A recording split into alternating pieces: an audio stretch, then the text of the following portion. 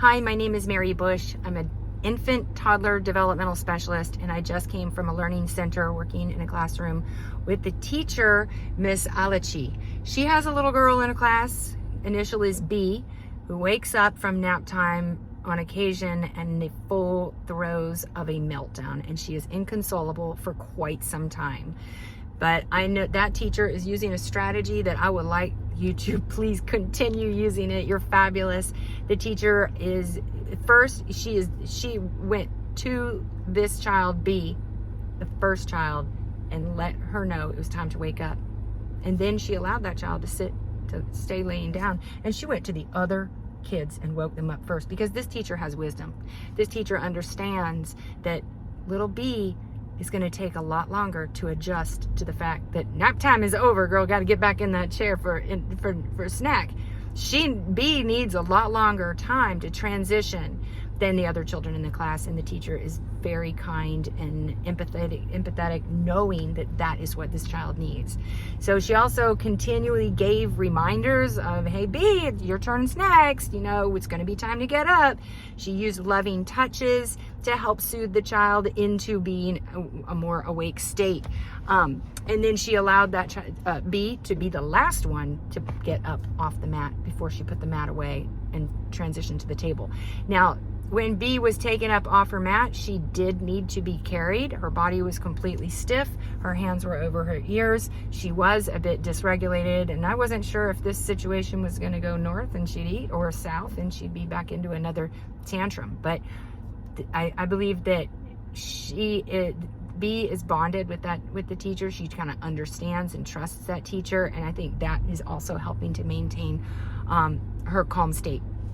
So I had one other compliment, and I love this strategy. This is strategy number 2, asking and answering questions for children. Miss Alachi asked a question. She said something, and then she said to the child, say yes. And so there's no demand on the child to actually respond when the teacher is showing the answer of how to respond. That is music to my ears and music to the child's ears. Nobody likes being asked a question that they don't know how to answer. This teacher was modeling how to ask questions and how to answer questions. So I think that was really good. Keep that up. If you're going to ask a little toddler a question, please be prepared to answer it for them so that they can learn how to ask and answer questions, and also not have to feel the pressure of not being able to answer. I also really liked one thing. She wants to drink the other kids' milk. So that is her way of communicating, I want more drink.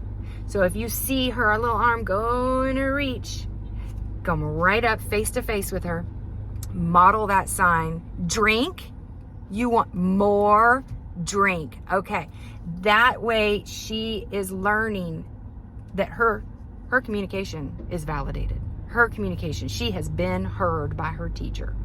But you're also modeling a more appropriate way for her to ask for a drink. This is all very empowering for kids, but it also helps to develop the language and the association between, oh, this is a drink and then I get a drink, or this is more and then I get more. So being very present with your language and meaningful with the gestures combined with those words, I think that's going to really help you. So we have 3 strategies. If she's asking for more by taking somebody else's cup, you're just going to go in and be like, oh, drink, you want more drink, or cup, whatever you want to say, but more drink. This is the sign, like you're drinking something out of a cup.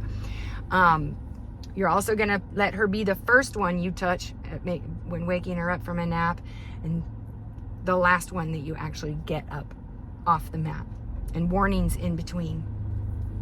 And then, of course, asking and answering questions for kids. That's the 3rd strategy. Y'all have a great day. Reach out if you need anything. Aloha.